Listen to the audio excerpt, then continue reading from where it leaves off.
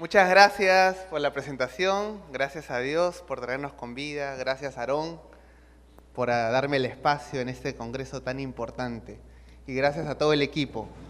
Realmente me emociona ver, ¿no? Principalmente cuando uno va a otro país, lo que se hizo en el Perú y lo que ha trascendido las fronteras, tanto territoriales como culturales y como nacionales. Gracias a Dios, este colectivo que tiene un par de años, que fue impulsado en unidad a través de diferentes pastores de la Iglesia Evangélica, como los pastores Aguayo, como la Iglesia Agua Viva del pastor Peter Hornung, como el Movimiento Misionero Mundial en el Perú, entre otras más, nos decidimos unir en un solo esfuerzo, lo cual es la defensa de la verdad. Y la verdad es el alias o el nickname, el codename, como le quieran llamar, de Cristo, porque Él es la verdad.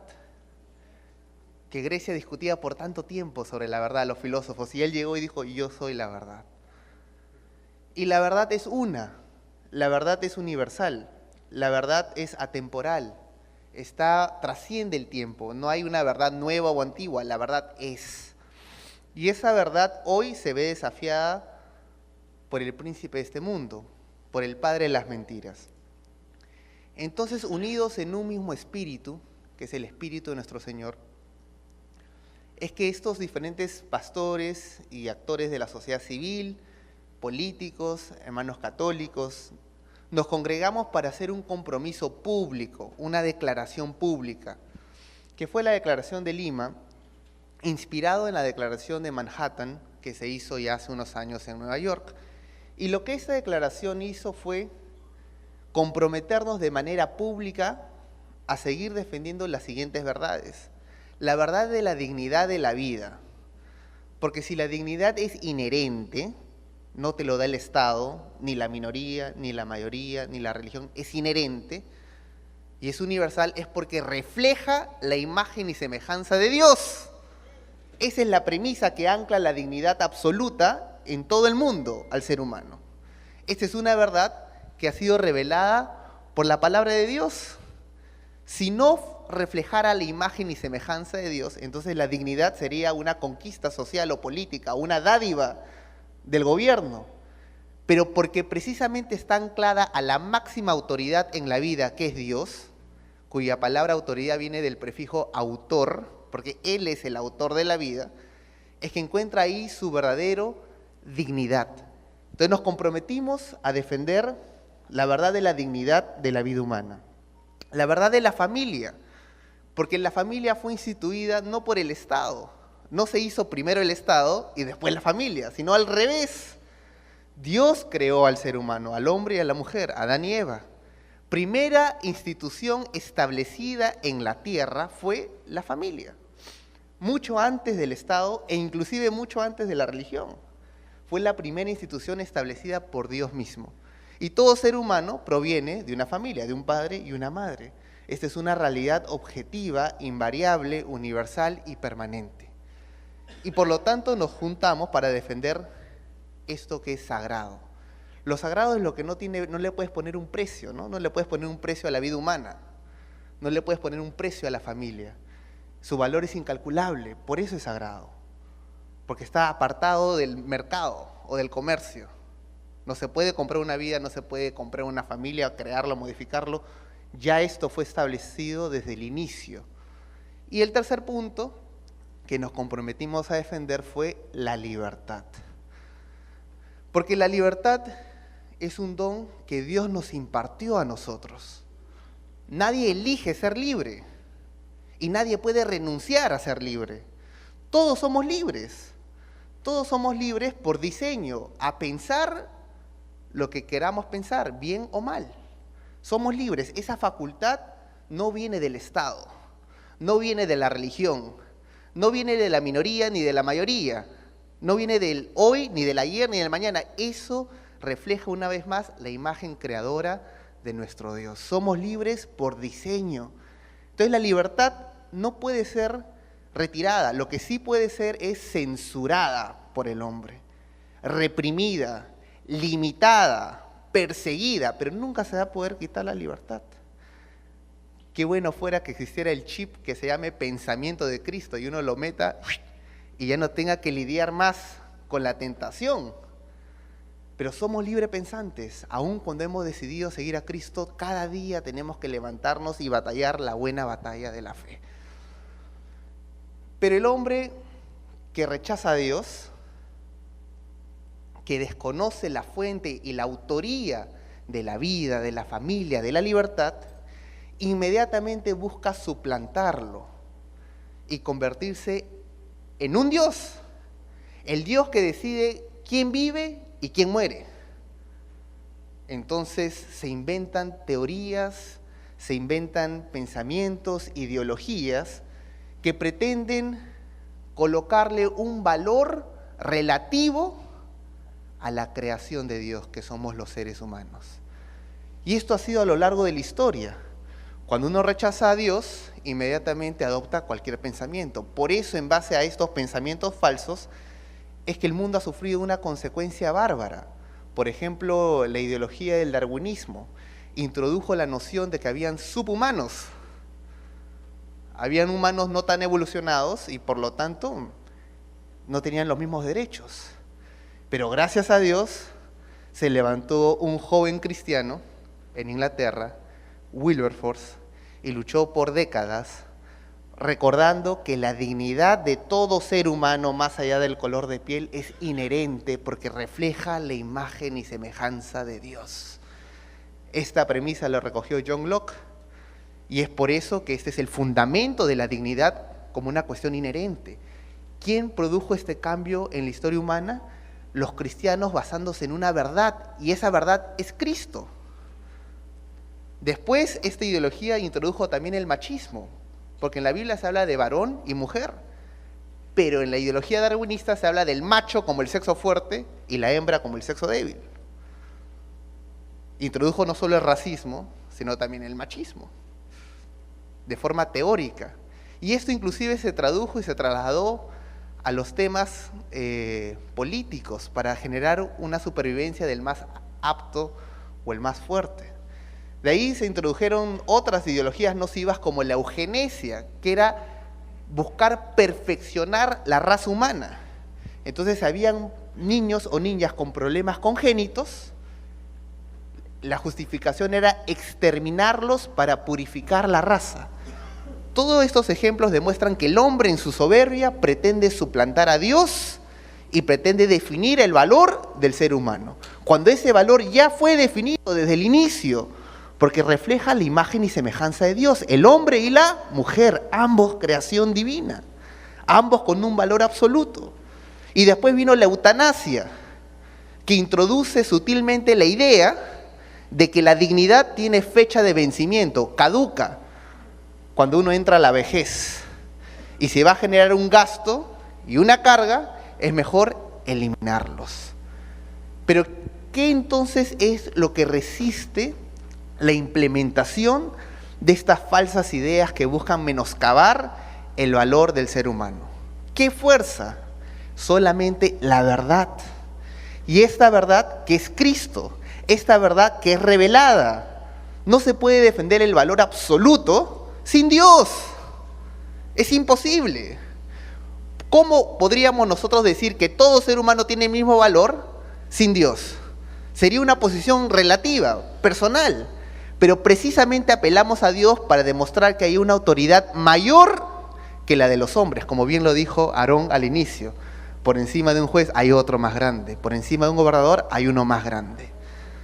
El día de hoy, a nivel mundial, nos enfrentamos ya no tanto a la ideología darwinista como antes, o a la esclavitud, o al comercio de esclavos, sino que hoy se está buscando redefinir la identidad humana. Una vez más, ¿quién nos creó hombre o mujer? Dios. Nosotros mismos no nos hemos creado. El sexo, la identidad, no es una elección que hayamos tomado voluntariamente.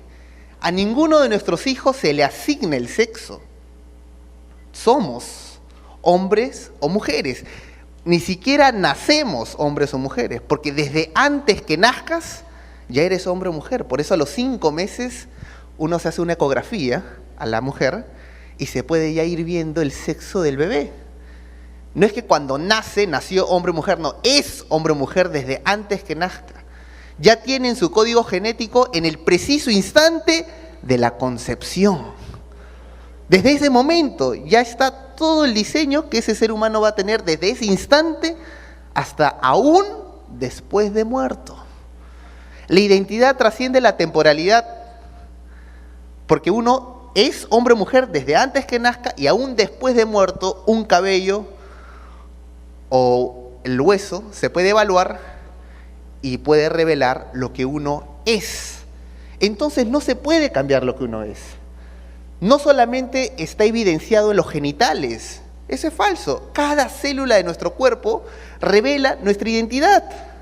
Está en nuestra carga genética. Sin embargo, esta verdad que es objetiva, que es corroborable, que es universal, que es atemporal, que es biológica, anatómica, científica, que es racional, que es lógico, hoy se pretende negar y se pretende suplantarlo por la mentira. Pero por ahí leí que hay una institución establecida en la tierra como columna y baluarte de la verdad. Y esa es la iglesia de nuestro Señor Jesucristo. Cuando hay un incendio, ¿a quién llaman en Panamá? Y cuando hay un robo, ¿a quién se llama?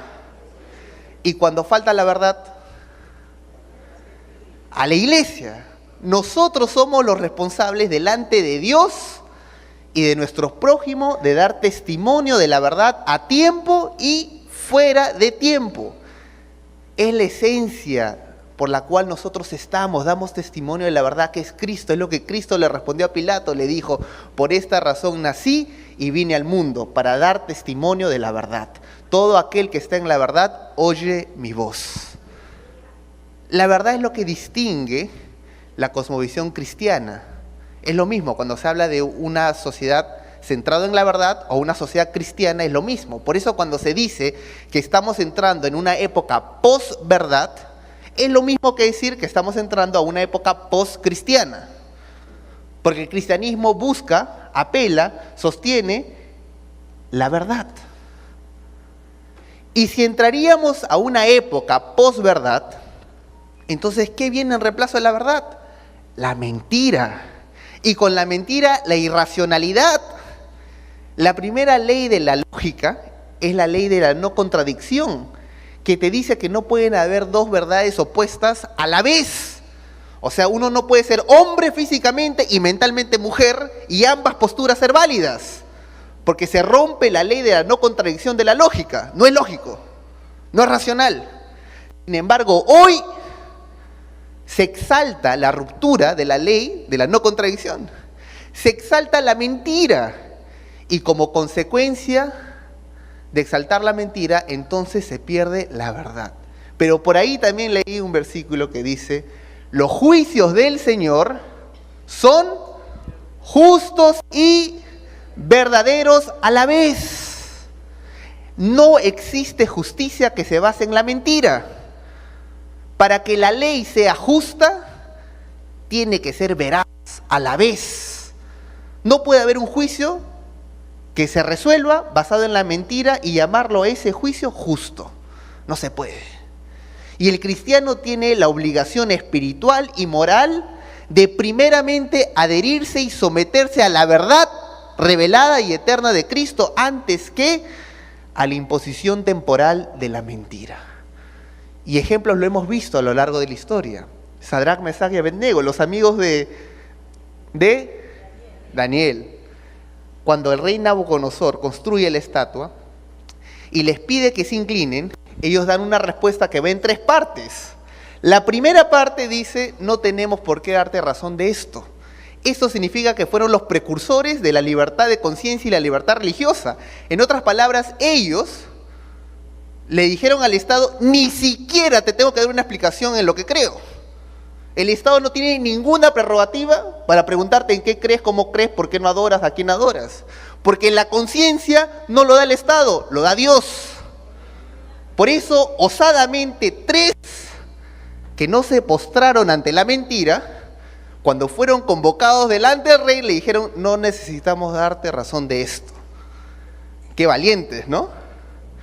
Yo me imagino que en ese momento el rey habrá dicho: calienten el horno 10 veces más. Y después continúan y dicen: sepa, oh rey, que nuestro Dios es capaz de librarnos del horno de fuego. ¿Eso qué revela? La confianza de ellos estaba depositada en su Creador, en su Señor. Y no se dejaron intimidar por la amenaza temporal, política, jurídica que les había puesto el rey. Nuestro Dios es capaz de librarnos del horno de fuego. No tenemos miedo, no tememos.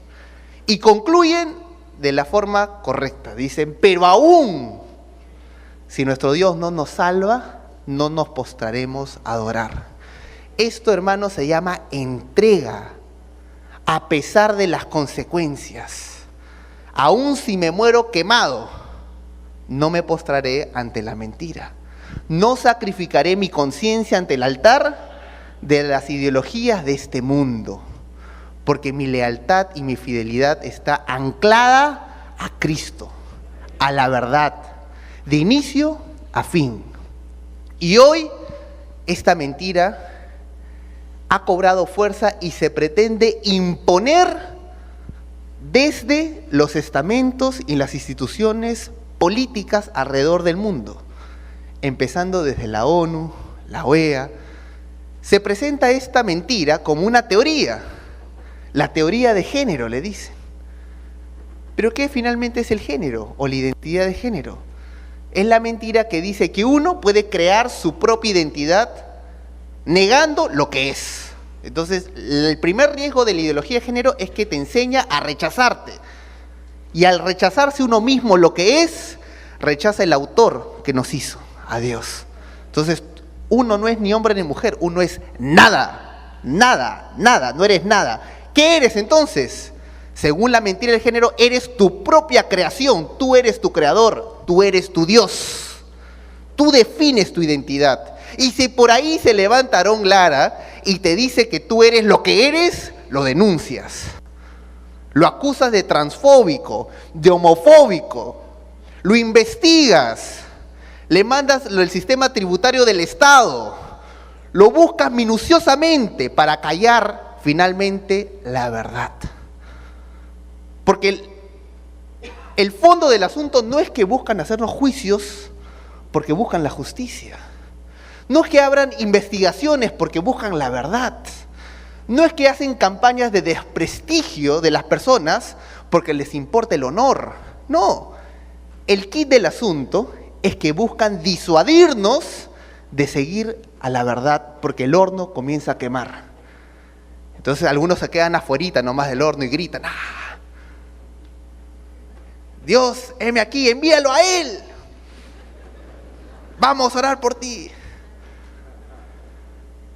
Pero es necesario hoy más que nunca que se haga presente y visible el Dios de Elías.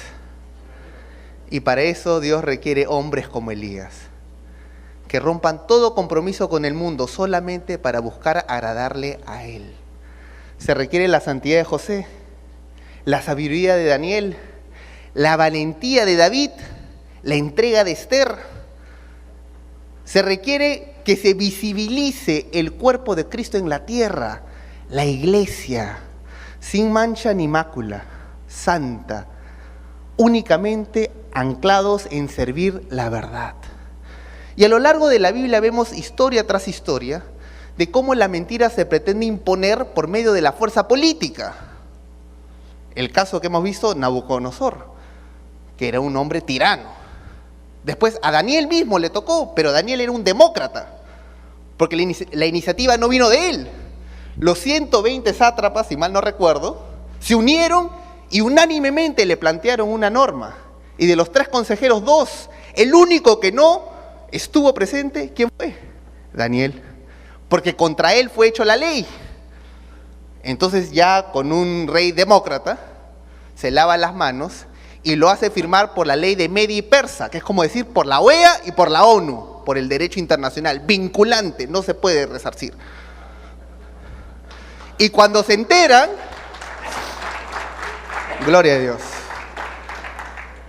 y cuando se entera y se da cuenta de la trampa, la Biblia dice que quiso resarcir el error. Pero vinieron los consejeros demócratas que en unanimidad lo hicieron caer y le recordaron, no se puede. Ya la ONU y la OEA lo ha hecho oficial. En esa época ya por ley de Media y Persa está hecho. No se puede hacer nada. Y el rey quedó triste, no pudo dormir. Y el día siguiente, caminando, susurra y pregunta: Daniel, ¿al Dios a quien tú sirves te habrá podido salvar? Y cuando vienen a darle la trampa al rey, vienen con una frase. ¿Saben qué frase es? Larga vida al rey, los 120 sátrapas. Que era un elogio o era una lisonja ficticia, falsa. Su interés era elogiarlo para usarlo como medio para imponer la mentira. ¿Y cómo responde Daniel?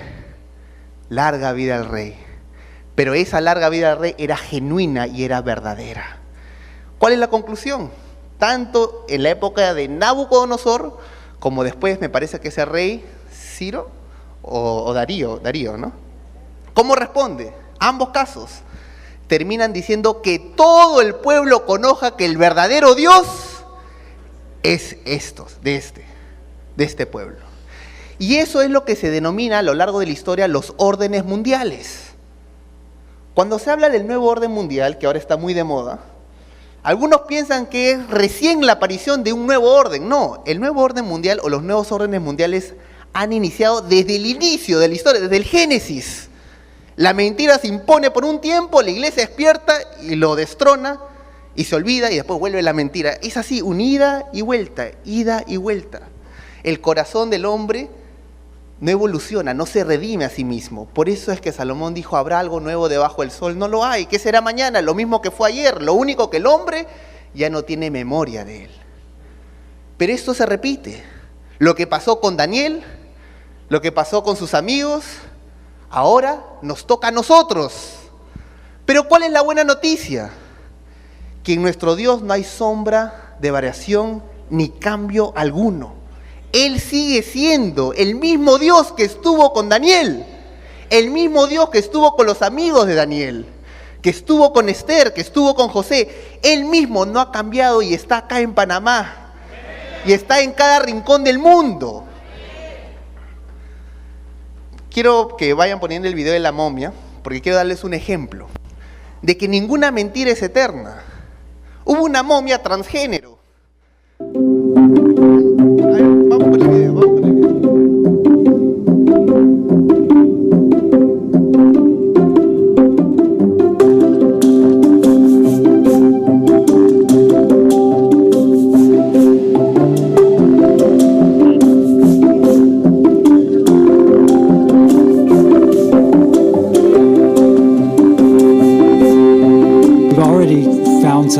Something very interesting that Dr. Hissed is going to talk to you about, but apparently one of the ladies we brought turns out to be a man.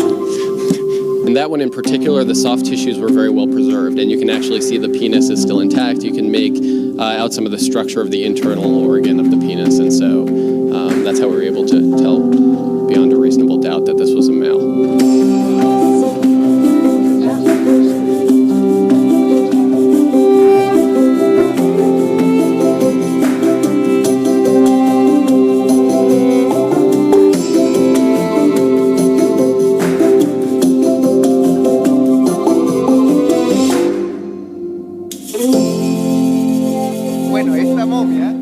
La vida real se llama Lady Hor, bueno, así le habían puesto, ¿no? La dama Hor, H-O-R. Era una momia que se había encontrado cuyo sarcófago y cuya indumentaria era femenina. Y por 70 años estuvo de museo en museo como Lady Hor. Pero como ninguna mentira es eterna, aún muerto los huesos revelarán la verdad del creador. Se hicieron estudios de la momia y descubrieron que nunca fue una mujer. Que desde el momento que fue concebido hasta ahora momificado, era un hombre. Y que por más poderoso que fue de la familia de los faraones, por más poder que tuvo, no se pudo imponer la mentira por siempre. La verdad aplastada en la tierra volverá a surgir. Y volverá a surgir a través de la boca de la iglesia del Señor Jesucristo. Aquella que hace su voluntad, que no le teme a este mundo porque conoce a su Señor. Hay una canción, no voy a cantar, pero sí voy a comentarles las letras, que se usaba mucho en la época de los derechos civiles en Estados Unidos con Martin Luther King Jr. Y la cantaba una cantante que se llama Mahalia Jackson. Y cuando iban a animar al pueblo a salir a marchar, se levantaba y decía: Señor, no muevas la montaña. Y algunos le decían: ¿cómo vas a venir a cantar que no muevas la montaña si lo que queremos es que muevas la montaña? Pero la canción dice: no muevas la montaña, sino dame la fuerza para escalarlo. No quites la piedra de tropiezo, sino guía, Señor, a tu sierva alrededor de ella. ¿Cómo yo, tu sierva, le puedo ordenar a ti, mi maestro, que muevas? Si nos dijiste que no iba a ser fácil, pero prometiste estar con nosotros todos los días, todos los días, todos los días, hasta el fin. Dame la fuerza para escalar y encontrarte en la cumbre, en el altar. Y esa debe ser nuestra oración y nuestro canto hoy. Señor, no remuevas la ideología de género así nomás.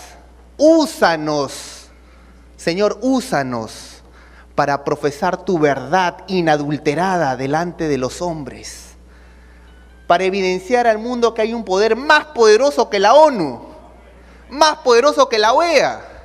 Hay una palabra que no pasa, ni con el tiempo ni con las modas. Hay un Señor que sigue reinando.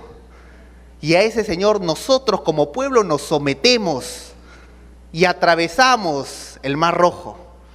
Si está cerrado el mar, Dios abrirá el mar. Lo hizo por Moisés y lo hará por nosotros. Si nosotros nos permanecemos en Él y su palabra en nosotros. Cristo dijo que os conviene que el Espíritu esté, o sea, nos conviene que no esté presente, nos conviene. También dijo que el Espíritu Santo permitiría que hagamos cosas iguales y aún mayores. Qué difícil asimilar esa promesa, ¿no? Cosas mayores que Cristo. Pero nuestro Señor no miente. Y si Él ha dicho que así es, así será. Pero requiere de corazones dispuestos y comprometidos a abrir su boca, a entregarse como sacrificio vivo, aceptar el escarmiento público por amor a la verdad. Entrar al horno del fuego mediático de hoy. Aceptar las denuncias, los juicios, las persecuciones y los insultos, las incomprensiones de este mundo, pero hacerlo para nuestro Señor. Si lo hacemos para nuestro Señor, entonces vale la pena. Y si lo hacemos para nosotros, no sirve y perdemos el tiempo. Dios permitió que este colectivo, Con Mis Hijos No Te Metas, naciera hace unos años y por la gracia de Dios ha ido creciendo. Estuve el mes pasado en Europa, estuve en Francia, en París, en Bruselas, en Bélgica, en España, en Madrid, en Barcelona, y fue maravilloso ver la recepción que hay sobre este tema, que todos sabemos que es de vital importancia. Todos lo conocemos y todos lo sentimos. Pero Dios ha permitido que este colectivo crezca más allá de lo que nosotros, pastores, quizás hubiéramos imaginado. Ni siquiera lo habíamos imaginado. Y las marchas que se han dado en cada país del mundo han sido impresionantes. Y ojo, confesando dos aspectos del colectivo. Uno, no tiene ni siquiera cuenta bancaria. O sea, nunca se ha centralizado. Porque la intención es que el compromiso lo asuma cada uno. Y ni siquiera nos hemos registrado. Porque la estrategia de este colectivo en particular es hacer presencia social en las calles. No porque seamos cristianos perdemos nuestra calidad de ciudadano. Y trabajamos muy de cerca en colaboración con instituciones que sí se deben de establecer, como es el Congreso Iberoamericano por la Vida y la Familia, que representa institucionalmente a muchas iglesias en toda Iberoamérica y que tiene como propósito impulsar estas verdades. Porque finalmente, hermanos, somos un solo cuerpo. Y lo que pasa en Panamá afecta a la Iglesia del Señor en todo el mundo. Cuando denunciaron al pastor Hugo Márquez, todos lo sentimos como si hubiera sido en nuestro país. Y marchamos porque somos un solo cuerpo. Termino con un testimonio de lo que pasó en Ecuador y termino con el video que es la visión que he venido a compartir. En Ecuador se hizo también el colectivo, se marchó en Quito, en Guayaquil, fue maravilloso. Y denunciaron a los pastores, 4 pastores y 3 obispos. Y habían ganado primera instancia, pero el gobierno apeló con el lobby LGTBI. Fueron a segunda instancia, ganaron y fue finalmente a una tercera instancia.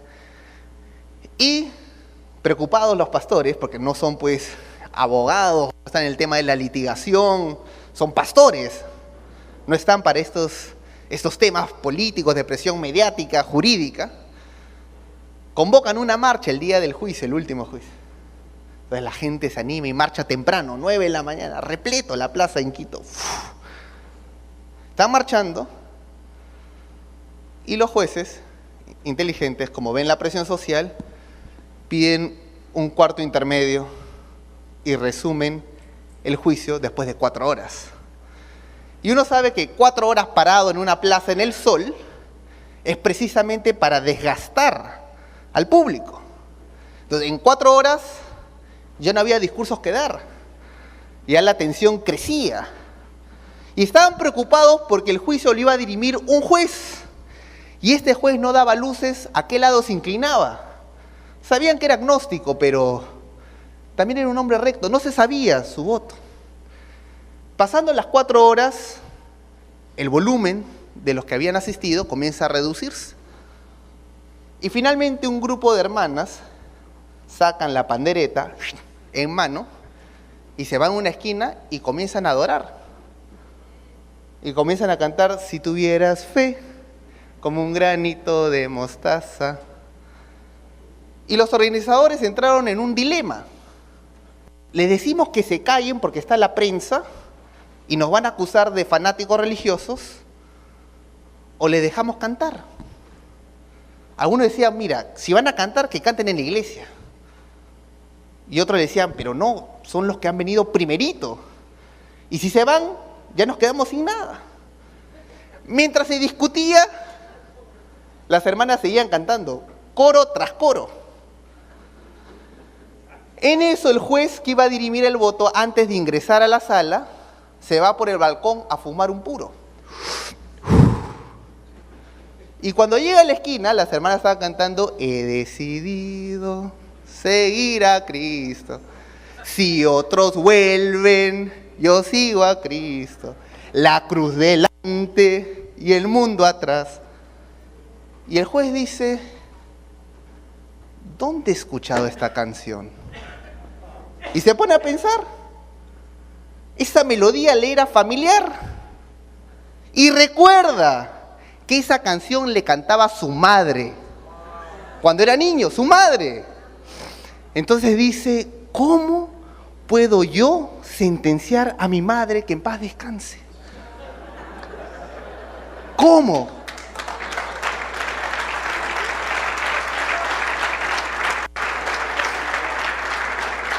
Jamás, hermanos, subestimemos el poder de la adoración. Hay poder, ¿amén? Hay poder. Regresa y vota y los pastores se liberan y van a la iglesia. Y me acuerdo que el abogado que compartió el testimonio se quedó horas porque algo no le cuadraba. ¿Cómo que tan rápido? Ya acabó el juicio. Y cuando regresa a la iglesia, agarra el micro y comienza a sollozar, un llanto del alma, un gemido. Y como un caracol se encorva. Y llora y llora. Le traían agua, pañitos, y faltaba el tiempo para que se componga. Finalmente se compone, respira, toma su agua y dice, hoy una vez más el Señor me demostró que no es con ejército ni espada. No lo es, sino con el poder del Espíritu del Señor. No fue un argumento.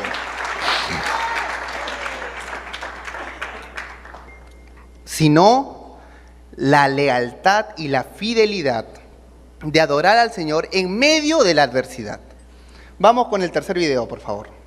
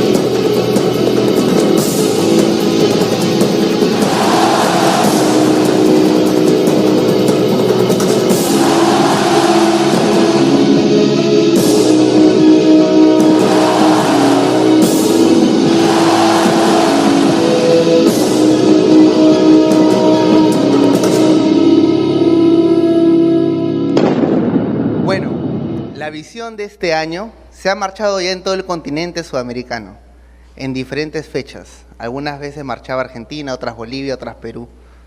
Ya se marchó en Francia el año pasado, este año se va a marchar en España. Pero ¿cuál es la visión?